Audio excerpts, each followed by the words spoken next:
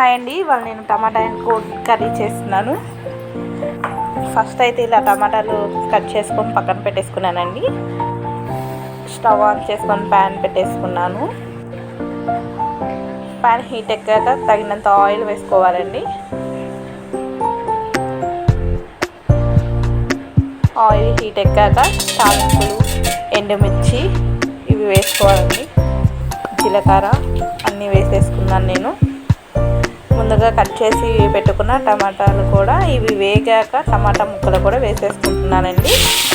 ఈ విధంగా అయితే టమాటా ముక్కలు వేసేసుకున్నాను.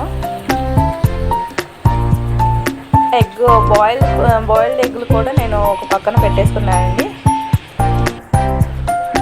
చూడండి, 15 మినిట్స్లోనే ఇలా టమాటా కర్రీ అనేది సింపుల్గా అయిపోతుందండి. 15 మినిట్స్ 20 మినిట్స్లో తగినంత సాల్ట్, తగినంత కారం వేసేసుకుంటున్నానండి. నేను చక్కగా ఉప్పు కారం అనేది ఈ విధంగా వేసుకుంటే బాగుంటుందండి.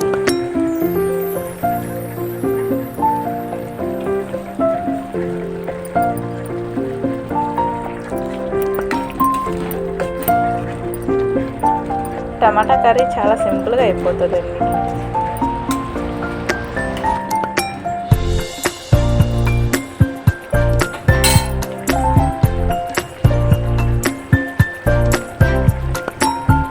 ముందుగానే దంచి పెట్టుకున్నానండి. నేను మసాలా పొడి, ధనియాలు, దాల్చిన చెక్క, లవంగం ఇవన్నీ వేసుకొని దంచి పెట్టుకున్నాను.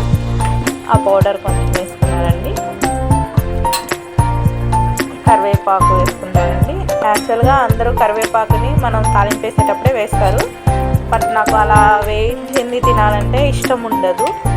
కొంచెం పచ్చి పచ్చిగా తింటే బాగుంటుంది, హెల్త్కి కూడా మంచిదని చెప్పేసి నేను మిడిల్లో కొంచెం సాల్ట్, ఉప్పు, కారం వేసుకున్న తర్వాత వేస్తానండి కరివేపాకు.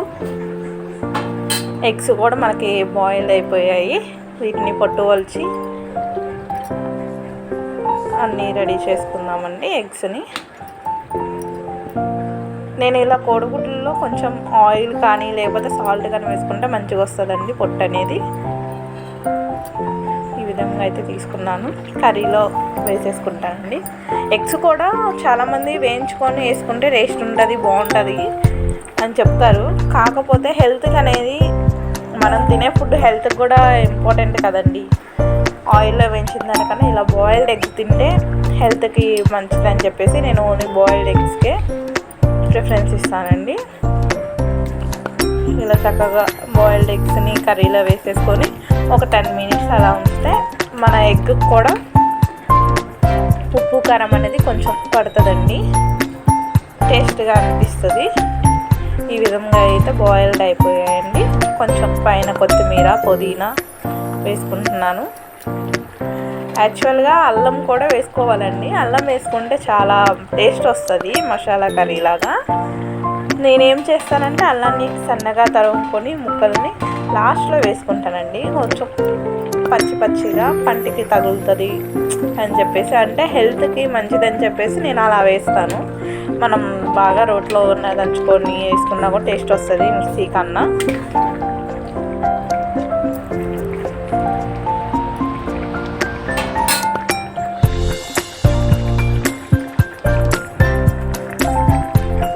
ఈ విధంగా అయితే కర్రీ బాయిల్డ్ అవుతుందండి మంచిగా. ఈ లోపల అల్లంని సన్నగా తరుముకున్నాను. ఈ విధంగా కట్ చేసుకొని చక్కగా అల్లం పీసెస్ అన్నిటిని కూడా కర్రీలో వేస్తానండి. మనం 10 మినిట్స్ 15 మినిట్స్లో స్టవ్ ఆఫ్ చేస్తామనగా అల్లాన్ని వేసుకుంటాను నేను. అప్పుడు మంచి టేస్ట్ వస్తుంది. అల్లం కూడా మంచిదండి హెల్త్కి తింటే, అందుకని చెప్పేసి నేను అలా వేస్తాను.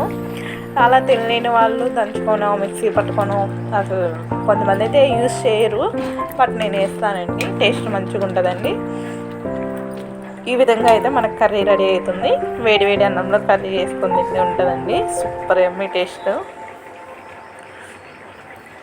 ఫైనల్గా మన కర్రీ అయితే ఇలా రెడీ అయిందండి.